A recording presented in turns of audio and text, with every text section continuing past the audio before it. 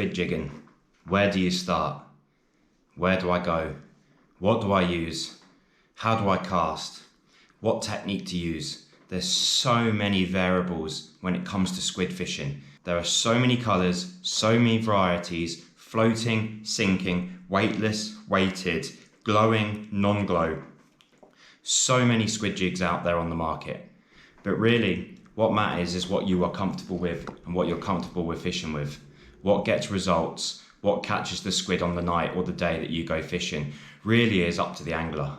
What I've put together is a little jigging guide of the techniques and the lures that I favouritize when heading out to catch squid, making your life so much easier, from techniques to rigs to what I use. For me, squid fishing is about having fun, being out with your mates, having a jig, catching some dinner and a little bit of good sport. If you can get all of that in one session, you've had a really good time. There are so many jigs out there. Colourful, expensive, bright, all work on the night, all work at particular times. Now, if I had to start with my favourite lure, it would have to be the YoZuri range. These YoZuri lures absolutely slay, especially at night time. I don't know if it's something to do with the coloration or the glitter or the flash plate that sits inside these lures. There's just something about these that really does the job. Now, when I'm fishing these, I'm usually fishing these tight to the bottom, minimal work on the lure, and letting the lure actually do the work with the occasional lift on the rod. When fishing these singly, this weight would be sitting on the bottom. This will slowly float down to the bottom, and usually I'll just hold the rod tip there and just leave it situated on the ground, depending on what you're fishing over, sand, rocks, reef, weed, and I'll just let it sit in the bottom.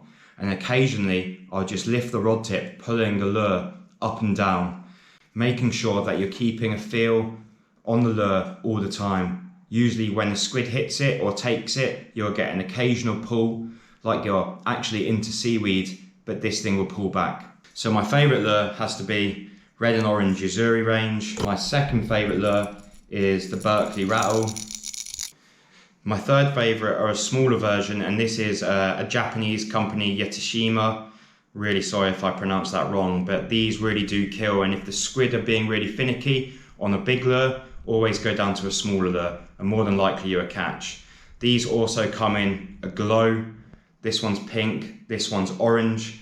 Yeah, they have a glow underneath, but the bright colours really do work in my favour, and they really do work well at night. My fourth favourite lure has to be this, and this is actually a DTD lure. Now you can probably see that this lure is minced. It's been chewed up, it's been spat out, it's been eaten, it's been crunched by every single squid that I know. It was white and it had a yellow line along it, but this still works. It is full of water a little bit, but on the rougher nights or the windier nights, this thing will get right down to the bottom, and this thing absolutely slays. Coloration again, bright yellow, but with the white, it's used to have a lot of glitter on it as well, always staying with that bright kind of coloration. My fifth and final favourite squid jigging lure has to be DTD as well. The floating range or the weighted range with the weight underneath, they all work. Again, it's got a bright pink line. They actually make these in a white with a bright green or a bright yellow. I tend to favour the pink or the green on top. As I say, this is a floating version which I'd use on a 2-jig rig, but I love this thing, and I just love the DTD, the range. It's really good, solid working lures. As I say, this one's more of a floater and it's not a sinker, but it's really good. Another one of my favourites is this flashing Shimano. Now, any jig with a flash plate inside it, as you could probably see, kills under a light. If you're fishing in a harbour where there's a light, cast this out into the darkness, let it drop to the bottom, and then slowly bring it in with the occasional twitch. Once that lure gets into the light of the harbour or underneath a light, that flicker makes this lure 10 times better, 10 times more attractive. It's got bling inside, and the squid really do turn on to this. Now, if you see what that lure's doing compared to the conventional materialed squid jig, it gives so much flash, so much attractant, And it can be these little things that make you catch squid and the person next to you not. Now, that is my standout 5-a-side team with the sub that I would be using out there on a squid fishing night. Bright colours varying from red, oranges and whites, flash plates and floating, all on their night will kill and catch squid. Obviously, cheaper lures will catch squid as well. Some of these are actually cheaper than the others, but I tend to favour the more expensive lures. Now the next question is, how do you fish a squid jig?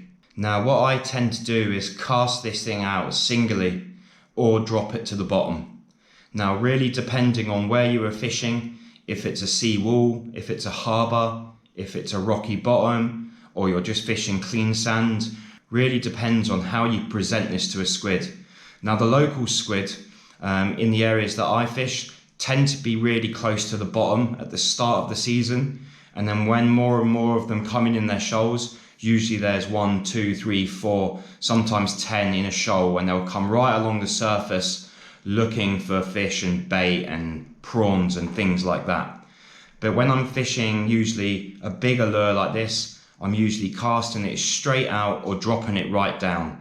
Now when I'm dropping it down the seawall, I'm letting it sink all the way to the bottom.